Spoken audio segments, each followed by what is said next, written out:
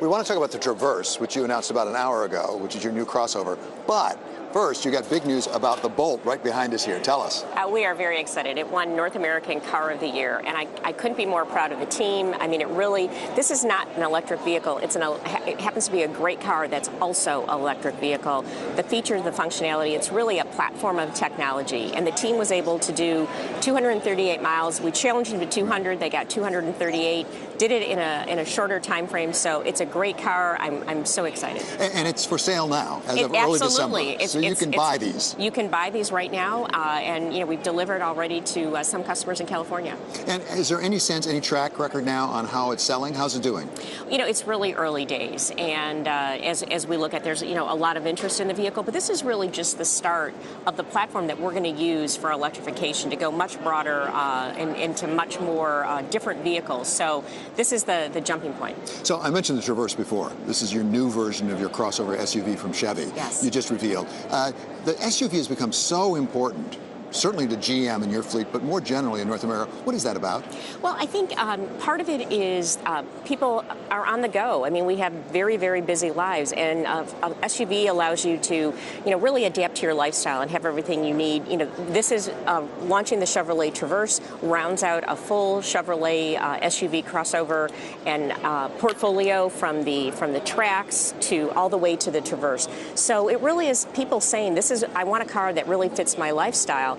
And one of the interesting facts is once someone drives an SUV, rarely they go back to a car, to a sedan. So we're really focusing on that trend. We're very excited that we have several SUVs to roll out this year. We also just recently launched the Equinox, which is right in the middle. So we couldn't be more excited. We think is a great new refreshed product portfolio for exactly what the customer is looking for. So you're responding to consumer demand, obviously. Absolutely. It wouldn't work otherwise. At the same time, to be honest, it is somewhat more profitable for General Motors than some other automobiles might be. So it helps your bottom line. You make a lot of money off SUVs and trucks. Well, SUVs and trucks are a very important part of driving profitability, but we work across the whole portfolio to make sure we have the right products that are also, warranting the investment in the capital. And that's something that we've been very disciplined about over the last few years to make sure as we make an investment, it's going to generate the right return. So historically, one of the issues with SUVs and trucks has been fuel economy, because there are these overall fleet requirements for fuel economy and trying to make sure that you balance it with more fuel-efficient cars. Is that still the case? How is that evolving?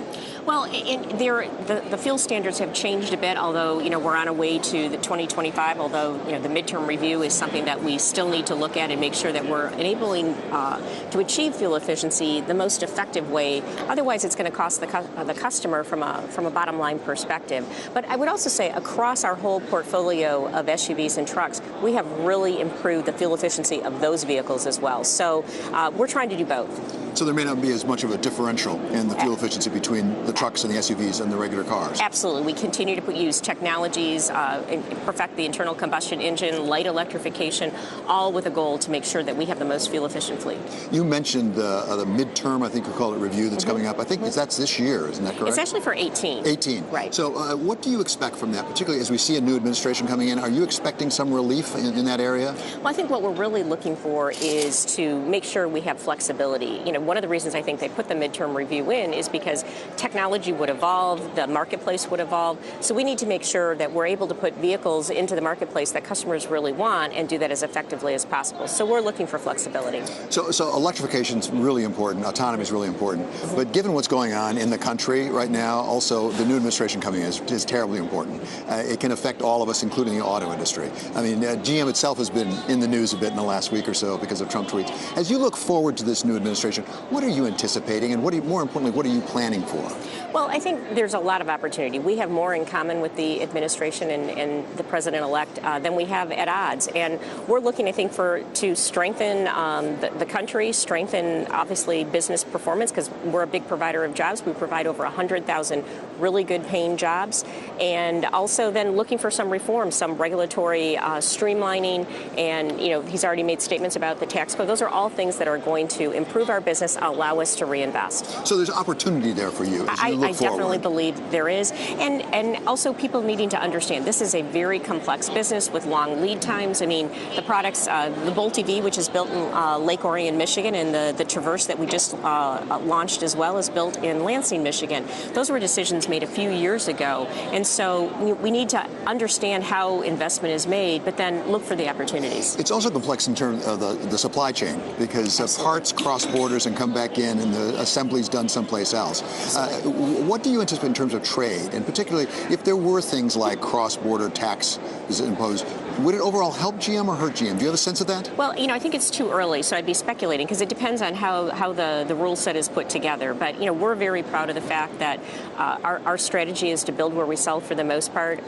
Over 70% of the vehicles that we sell in the U.S. are built here.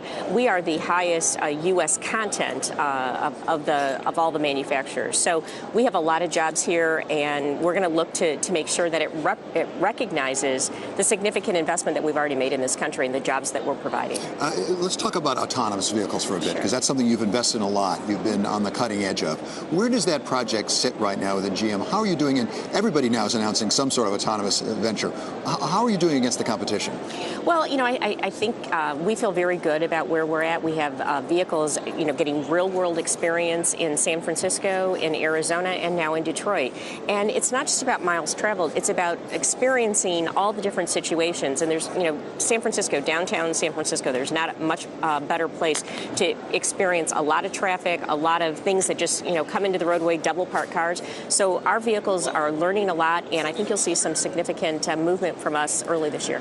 When I talked to Dan Ammon last June, when I also sat down with you, he talked about changing from a model where you're selling cars to actually providing a service for a fee, almost like a subscription service. So is that where are you in that process? Is that realistic?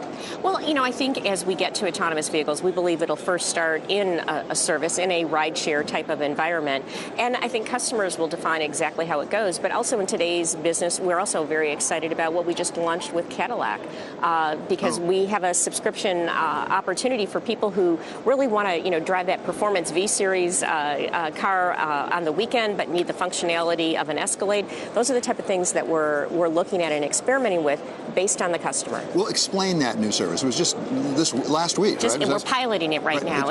Book by Cadillac, is that what it's called? Exactly. And explain what that is exactly. Well, it allows a person to pay that fee and then with an app be able to select among a group of cars, the cars that they want for different periods of time, throughout the year. It's on a monthly basis. So we're very excited to provide that into the marketplace and see how people like it. And then, one of the great things about a business like that is you can tweak it with customer input.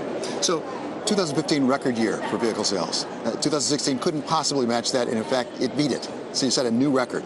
What does 2017 hold in store? Can you beat that record again, and how important is it to you? Well, we think we're going to have another very strong year, much like 16. And at General Motors, we're looking to continuing to improve. So that's our goal, to build on the momentum of 15 and 16, carry that into 17 on top of great vehicles like the Bolt EV, the Chevrolet Traverse, the GMC Terrain. And we think we can have and are working hard to make sure we deliver another strong year. So you have to have great product that people want to buy. People also have to have the money and be willing to part with it. So as you look at the factors that could drive 2017, to the upside or the downside, what are the ones that are most important to you? Is it wages? Is it disposable income? Is it overall consumer confidence? What really drives it? Well, I think consumer confidence is very important, but we're seeing household wealth go up. So, I think if all the trends, we look at a number of different indicators. If they all stay in the direction that we think we are, so barring some unforeseen shock, we think we're going to have another strong year. So one of the topics that's much discussed is wages, whether we're starting to see wage growth. We just had numbers come out on Friday that indicated some wage growth. You're a big employer in the United States and elsewhere. Are you seeing wages go up materially? I think they're going up as expected. And, as we look across, that's very important that we manage that, but also understand where we fit. I'm very proud of the fact that of the 100,000 jobs, whether they're technical jobs, whether they're assembly jobs or in our manufacturing unit, we have good paying jobs that allow, people to live a very good life.